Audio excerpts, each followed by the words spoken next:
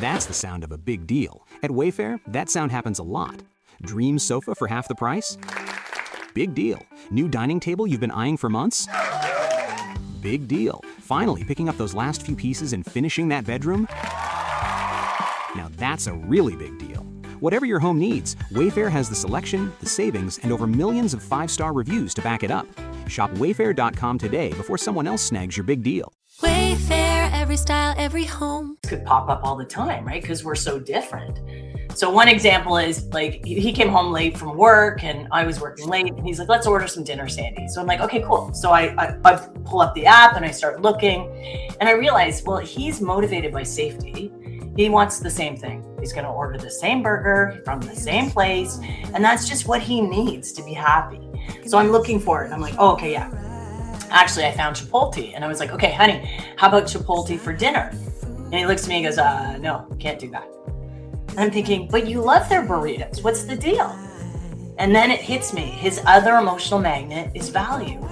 And we only live 3 blocks away from Chipotle. He can't justify a home delivery that's only 3 blocks away. And so I'm like, oh, okay, I get it.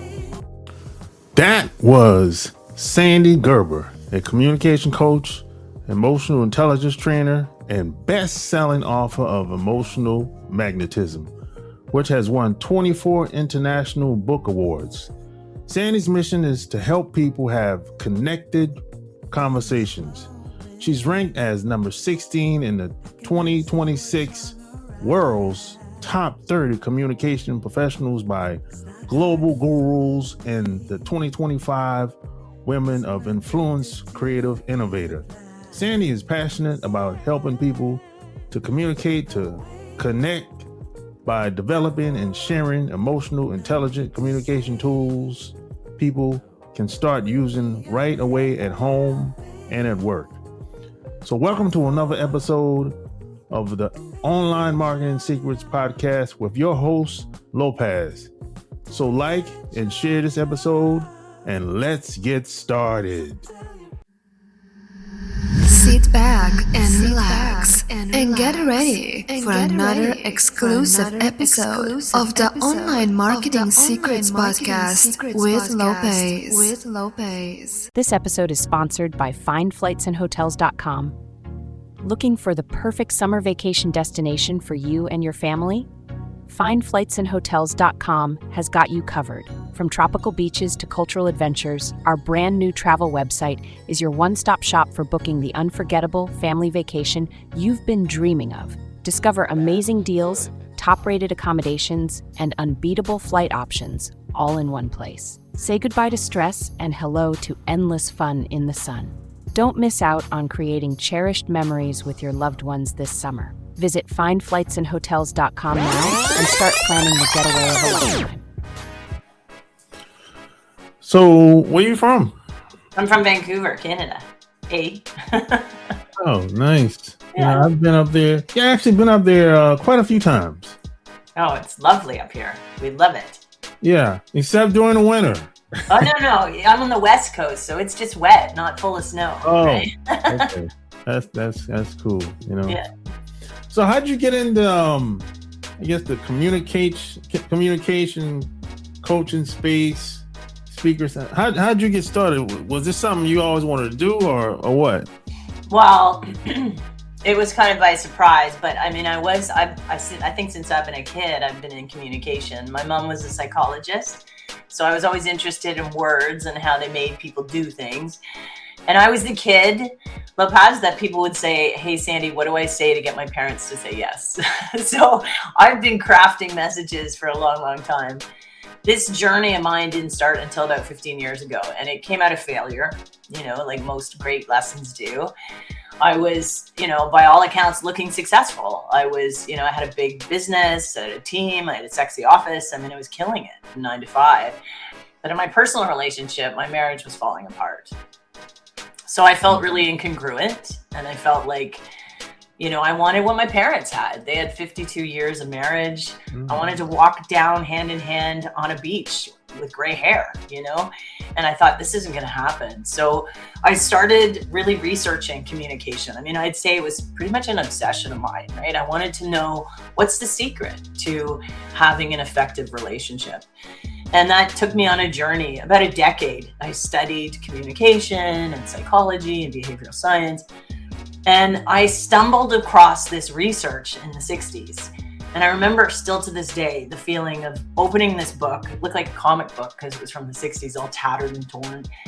And I sat down just to read a few pages. And then by the end of the night, I realized I'd finished the whole book. And what it told me was more about myself that I didn't know. And that set the trajectory of my life. So from that moment, and that became the heart of my book, everything changed. Oh man, that's wonderful. You know what? There's a lot of people that they might be great at their job, but their personal life, according to what they would think, it sucks. Mm-hmm. Why do you think that is? Well, we're really two different people, right? We're the people that depends how much we want to keep to ourselves, right? We want to perform, we want to be successful, we want to look successful. But then there's the stuff that's going on in our head, right? There's the stuff that we're telling ourselves or the loved ones around us are telling us. And we sometimes act differently, right? Because of that. So I think what I realized about myself was that you can't communicate successfully externally with people until you start communicating well with yourself. Like it starts there. Yeah, that's so true. You know, I remember my dad. I asked my dad, you know, and rest in peace to him. You know, I asked him, "Hey, what's the secret to you and my mom being together?" They've been together 40-something years. Wow, right? That's awesome. I said, "What's the secret?" He said, "It's simple. Don't leave." I said, "Come on, man. What? I mean," he said, "Look, you gotta go through stuff. Stuff's gonna happen. Stuff's gonna happen outside of your control. That's gonna happen. But going through all that stuff, you have to figure out, work through the problems, work through whatever it is, but just don't leave." That's an interesting idea. I mean, I like that he strongly believes. Yeah, because he said most people naturally, when things go wrong, they want to get away from it. Yeah. They don't want to face it because it's too painful, it hurts, it's uncomfortable, and et cetera, right? But he said, no, they said, just don't leave. Just if you have to take a break, hey, go take a break, come back later, but just don't leave, you know, figure it out. You know, he said it's not going to be easy all the time. He said, because he said, he also went on to say that a lot of people think that everything's supposed to be peaches and cream all the time. And you're supposed to be happy all the time. But he said, no, it's just not like that. Well, I like what he's saying, because there's truth in that, in the sense that he's committed, right, to staying and working through it. So that's a testament to his commitment. I think the thing that I realized over the years and through study is that the thing that keeps a relationship successful is that you're actually aware of what you emotionally need. And you're sharing that with the people in your life, because otherwise they have no idea what's going on inside you, right? So if you're more aware, if you're more aware of what you emotionally need to be happy in your life, and you share that with the people in your life, they look at you with more empathy. They understand why you're a little crazy, why you do the things that you do. And it just makes much more sense. You know, when I learned this, there's 4 emotional drivers, right, that we have. And we have one emotional driver. And once we identify what that is, and I'll take you through them, once we identify what that is, you can start seeing it in all the decisions that you're making in your life. Oh, yeah. And I even learned this, and I used it on my first date with my husband now of 12 years. Like, talk about crazy first date banter, right? But it was so, I was done with the dating thing, right? Like, I was done with the dance of just this nonsense small talk. And I was like, you know what? Life's too short. Let's get to the bones here, people. Let's figure out if we're going to be good together. And it wasn't about the list that you have and what the person needs to have. And it was none of that. It was about do you know what you're signing up for, buddy? This is what you're getting, right? So I said to him, there's 4 emotional motivators. It spells SAVE, the word SAVE, S-A-V-E. And it's because it also saved my life. But safety, achievement, value, and experience. And so I said to him, this is what you're signing up for. I need achievement and I need experience, which means I need to set goals. I'm constantly working on stuff. I'm trying to be, as best as I can be in my life. And experience means I love new and exciting and innovative and creating moments and memories and adventure. So those are the 2 things that I actually need in my heart to be happy. How about you? And he's like, absolutely not those 2. And so he realized very quickly what he needed was safety and value. Safety meaning things are predictable, things are structured, he's in service to others, he's skilled in what he does. There's no surprises. And then value, his time, his energy, his effort there's a return on it, right? He's actually getting value and quality for what he's doing. So when you think of that as his emotional magnets and mine, when we make decisions in our relationship, well, little fights could pop up all the time, right? Because we're so different. So one example is like he came home late from work and I was working late and he's like, let's order some dinner, Sandy. So I'm like, okay, cool. So I pull up the app and I start looking and I realize, well, he's motivated by safety. He wants the same thing. He's going to order the same burger from the same place. And that's just what he needs to be happy. So I'm looking for it. I'm like, oh, okay, yeah. Actually, I found Chipotle. And I was like, okay, honey, how about Chipotle for dinner? And he looks at me and goes, no, can't do that. And I'm thinking, but you love their burritos. What's the deal? And then it hits me. His other emotional magnet is value. And we only live 3 blocks away from Chipotle. He can't justify a home delivery that's only 3 blocks away. And so I'm like, oh, okay, I get it. And I say to him, well, just out of curiosity, how far does it have to be for the food to be delivered? And he said 5 blocks.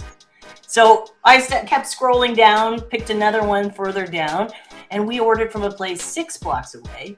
He's happy because he had the delivery charge accounted for and validated. And I'm happy because it was a new experience. And these are the types of conversations that we have in our relationships all the time. We tend to label people by their behavior. They're lazy, they're cheap, they're controlling, they're workaholic, as opposed to what they emotionally need: safety, achievement, value, or experience. And once you know that, you have way more empathy and understanding for the people in your life. Yeah, I agree with that. I had to learn because but when I was growing up, I think my grandmother used to say you got to look deep before you leap. I love that. I had to learn, but when you hear it, you don't really know what it means when you're young. Yeah. As I got older, I was like, oh, okay, I understand now. Yeah. And you have to, most of the time, when people behave or act in a way that you might dislike, a lot of times it's based on something happened to them, a good experience, bad experience. And once you understand where they're coming from or where it stems from, then you'd be like, oh, okay. That's right. I get it now, Yeah, having some empathy for people, right? It's hard these days too. There's a lot going on, right? There's some craziness happening. And so it's really hard when you're thinking about even a stranger or someone in your family. We've all got this inner loop going in our mind, right? Like there's this research out of Canada, Queen's University, that said we have on average 6,200 thoughts a day. Like 6,200. So of those thoughts, 80% are negative. And of those, 90% are repetitive. So think about that, La Paz. We've got a negative mental playlist looping in our head day in and day out. Each of us. So for us to get our message into that brain from someone that we love or someone we work with, we have to start communicating in a way that we understand they've got a lot going on in there. And we need to have some empathy and understanding and communicate effectively to get through, because it's just a crazy world right now. Yeah. I actually had to learn that too, because what happened is, I would say for the most part, I'm the same every day. I'm always positive, regardless of what's going on. I always try to learn from experiences, good or bad, whichever the case, right? Yeah. But other people aren't like that, right? So I used to think that other people were supposed to be just like me, right? And someone else might, they might got a phone call they didn't like, or it might have got yelled at on the job, or something might have happened. And I'll call them, and I'm thinking, hey, what's wrong? He's like, oh, something happened at the job today or whatever. And, that pretty much threw their mood off, the whole day off. And I'm thinking, hey, man, why they get so upset about stuff like that? Yeah. And I realized that, hey, some people just have to work things out. But what I used to take it serious. I used to think, man, I just don't want to call them no more, because every time I call them, they're talking about the job, or they're talking about what happened with their wife and the girlfriend, Yeah. So I used to take that stuff personal. Yeah. It can drain your energy, right? Yeah. Oh, yeah. Well, that's the thing. I think one of the things I teach people is a really great little tool that you can use, especially because there's so much negativity around us. It's like an energy vampire, right? They can just steal your energy, especially with you being optimist and being up. It's really hard. And one of the things that I tell people to do is to start by looking, it's called first and last. Start by looking at the first thought of your day. Like I'm talking about before you even lift your head off the pillow, what's that first thought in your brain? And it may likely be, snooze button. It may be, the problem that you went to sleep thinking about, or maybe, I got all this stuff I got to do today. But whatever that first thought is of the day, that sets the trajectory for your whole day. So even starting by saying, I have everything I need to be successful today, or I am capable, or I'm healthy, I'm whatever you want to put in there, more than an affirmation, it's a thought that you set for the whole day. And then at the end of the day, your last thought of the day is just as powerful, because it goes into your sleep. It goes into your subconscious. So when we're putting the phone down, getting out of the bath, putting the book down, whatever we're doing, that last thought before we go into like a theta state of our mind, before we're just about to fall asleep, that thought is crucial, that it's positive and that it's full of gratitude, because that will go into your subconscious. So I think of these as first and last, as bookends to the day. Now, if you talk about the person you're just referring to, they don't have that practice in place. No. They let that one bad thought, one bad thing set their whole day, and probably days, right? So this is a practice that we get into to keep our inner chatter aligned to what we need to be happy, and it's it has such a huge impact on your day. Yeah. I had to have some empathy and compassion for people, And then, the thing is, they would come back later and be like, "Hey, man, I was going through a lot, man, over the past couple of weeks. I wasn't trying to brush you off or anything like that." No, but you're a listener, right? Like you're a listener. You've got podcasts and everything. You are totally a listener, so it's got to be training on you, right? Yeah. And then I'll tell them, hey, no big deal. I understand. I know how it is sometimes, But it's not like that with me, though. I don't let it get that far with me. That's good. It's good practice. Yeah, So how did you know you could? How did you have the confidence to know that, hey, I can teach other people how to do this? As far as communication and listening and applying this to their overall daily lives. Well, I think it just came naturally because people were seeing the change in my life. So they were like, what is happening? How did she end up with like a love affair 12 years strong that looks like they're dating still? How does that happen? Right? I want some of that. So basically the people were asking about it. So I wrote a book about it, Emotional Magnetism. And then people started saying to me, hey, Sandy, like, this is really resonating with me. Can you give me some more tools? Do you do any coaching? Can you come speak to my team? Can you get on a stage and speak at our organization? So it just kind of evolved that way. It wasn't like I woke up and said, I'm going to coach people to be confident. It wasn't like that. And I'm this way when I speak to people. I really believe in authenticity and being real.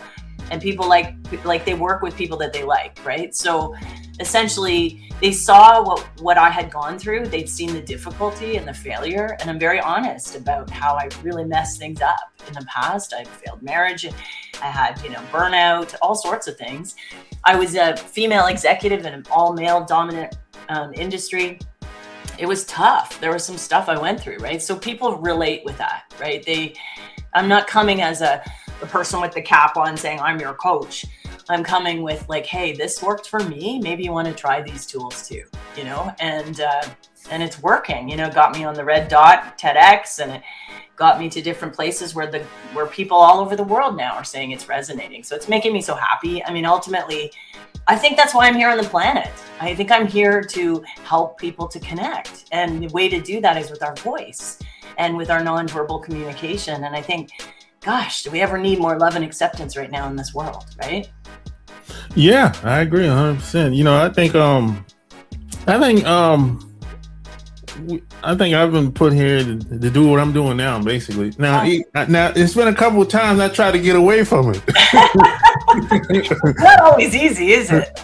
No, because people kept, you know, I have friends. I've had friends for over, I don't know, 30 years now. And they kept telling me, oh, no, man, keep doing it. You know, you're good at doing this. You know? Yeah. Well, like, I think the thing is you're making interesting conversations happen. And because of that, people are learning and evolving because of you. So you are having a huge impact in the world, you know, and we all have that capability to impact others. I think when it really matters to you is when it's actually of service to others, right? Like, yes, when I was in my 20s and 30s, awards and all that stuff, that mattered to me. But now it's nothing to do with that. It's about, you know, this woman that can come up to me after I speak and say, hey, Sandy, you gave me a tool that makes me feel like I'm not an introvert anymore and I can walk into a room of strangers.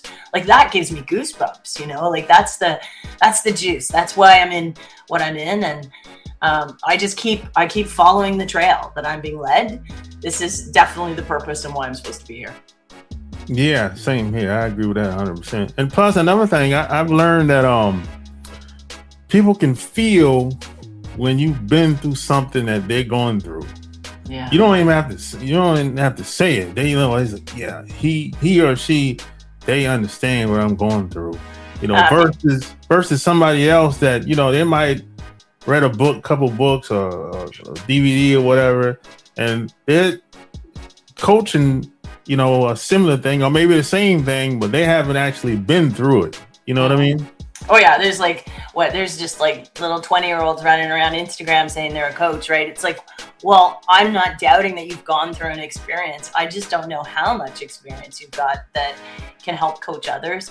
I think we learn from failure. And I know that most of us haven't been trained in formal communication skills, right? So how we learn to communicate is by failing at communication.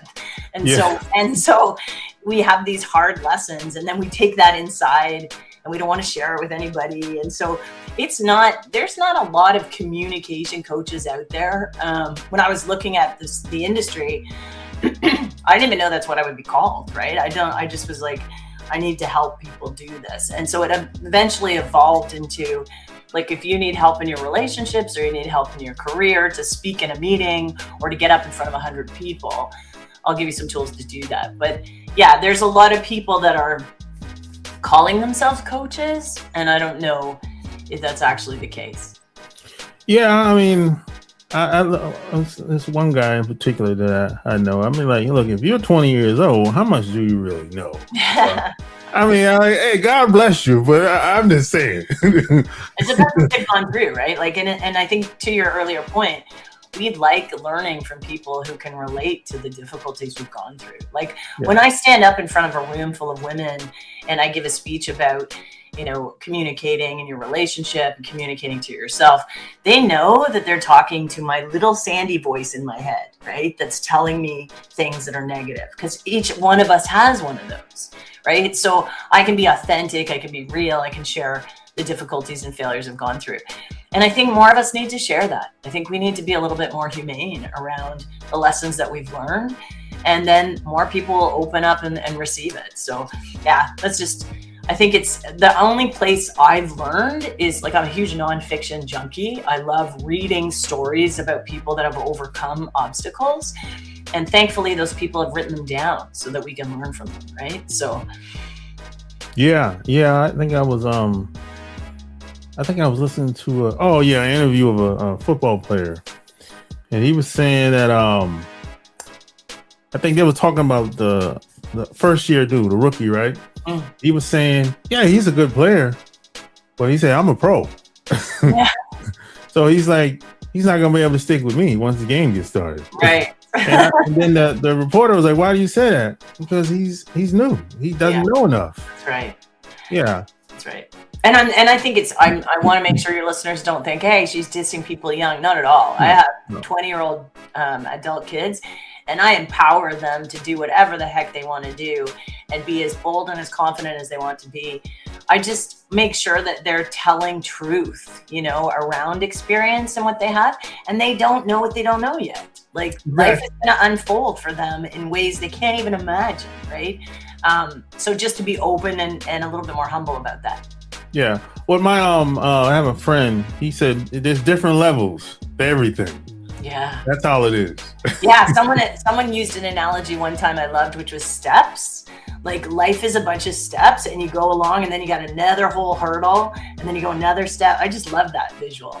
I'm like, I don't know what's at the top of the steps, but I don't even know where I sit on those, but I've gone through a lot of steps. Yeah.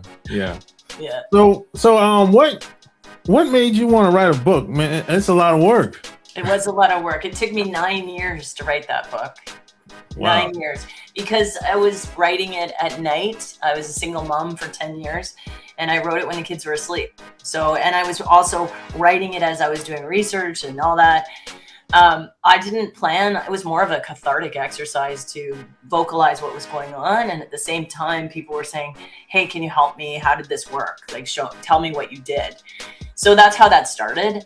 And then I started really enjoying it. I did a couple of really bad first drafts. And then I realized, you know what, this sounds too academic. Just make it sound fun and make it readable. So I put more of my personal stories in there, and that's what readers tell me they like the most. And then there's a quiz in there so people can figure out, again, I'm really results-based, being achievement-driven. I wanted people to not just read a nonfiction and be inspired. I wanted them to actually use it. So I divided it into 3 sections. The first section is about what's blocking communication. There's 16 different ways that we block communication, and many of us don't even know. The second section is about the emotional magnets. So like the upside and downside of each of them. And there's a quiz in there so you can figure out what is my magnet. And then the third section is where most nonfiction stop. And I really wanted to put into action. This is where you can craft your messaging to connect to people's magnets. So this is what I use to grow my business from my bedroom to a top 100 fastest growing company. I use the emotional magnets, and people are like, how does that work? Well, my marketing background plus these magnets, if you are trying to sell anything to anyone, you need to figure out what their magnet is and craft your message to connect to it. That way you will get their attention. So then that's how that book came to be. And now I'm working on my next book. Yeah. I think a lot of people have, maybe good habits, bad habits, or whatever, but, how do people, like someone that's working a job, for example, as a lot of people, while they're at the job, they think that they can leave the job and go home and kind of turn things off and become like a new person. But I don't think that works for most people. It's pretty hard to turn that off, right? Like if there's an issue that's going on at work, it's going to come with you home, right? So the thing is, it's about how you're compartmentalizing the issues and how you're processing them and what you're communicating to the people in your life, right? So I have this rule in our house where, and we didn't discuss it, it just happened in our relationship, where as soon as the person comes home, we drop whatever we're doing and we go to the front door. Get up physically and go greet the person. So what that does is, even if someone's had a bad day, it makes that person feel seen and respected and heard and valued. And that can shift a mood in 2 seconds just by being present for the people. And I think when we have relationships and we've been together for years, they don't just stop being effective relationships, they drift. And your relationship drifts because you stop doing things like that, where you show the person that they matter, So that's the first thing. And I think then it's about asking them the 4 most important words you can ask your partner. What do you need? 4 most important words. And then shut up and listen to what they need, right? And what do you need? Like if they're upset, they've had a bad day, what do you need? Do you need to let it out? Do you need advice? Do you need a solution? Do you need me to go beat someone up? What do you need, right? So like ask them what they need. And that opens up the space for them to process it. Many times people have had an incident at work and have not had the time to process what they're feeling. And they should be able to do that with the people that love them the most. Yeah. I think anything that's I think relationships, they take time and effort. You know, it just doesn't happen by accident. Things don't just happen by accident. And I think a lot of people they go into it with the wrong mindset, you know, a lot of times. And then when things don't go well, they become disappointed, you know. But I always say, man, it takes anything worth having. You're gonna have to put in some time and effort. It's not gonna happen automatically or by itself. Yeah, I agree. I mean, I think, but at the heart of a really successful relationship is communication. If you can't share what you're feeling, you know, what you're scared of, what you're worried about, if you can't share what you're thinking and feeling with the people in your life, you're going to have drift, and that ultimately ends the relationship. Yeah, I agree. You know, but this is my last question. But how now on a lot of jobs, that's very difficult because there's a lot of politics on a lot of jobs. So how do you maneuver? So there's a couple things you can do. Like I get asked all the time, Sandy, what do I say if I need to have a tough conversation or a necessary conversation, or let's just say a difficult one? How can I be heard? So there's a framework you can use. Now, whenever we go into a conversation that we're thinking about it before we even have the conversations, you know, especially people I know and my friends and things, they are always coming up to me and my readers are saying, oh, I've thought about this conversation and now I have this structure. But we just don't have the structure typically. So when you go into a conversation, you're going to think of three things. You're going to think of feel, need, forward. I call it the honest sandwich. So what you do is you start by saying what you feel. Now, this is really different for us. We don't talk like this. We will say, hey, this happened and you did that. And when you change to saying, I feel frustrated that you cut me off, I feel frustrated that you cut me off in a meeting or something, automatically the person isn't defensive because it's not about them. It's about you. You're saying, I feel. So we know, and research has shown us, you start with I feel, you'll have a better conversation. So that's the first thing. Is that person starts to see more humanity in the conversation. So I feel frustrated that my work hours got cut. Whatever it is, I feel. And then you move into need. So the second is need. So I need to know that you're not going to dock my pay, or I need to know that I'm a valued member of your team. I need to know that blank, right? You fill that in. And what that does is it actually makes the person get some direction around why you're upset. So you say, I need blank. I need you to treat my opinion as it matters. Something, whatever it is, you're going to fill it in. And what it does is it shifts from, hey, this is what you did wrong, to here's what I need to be better.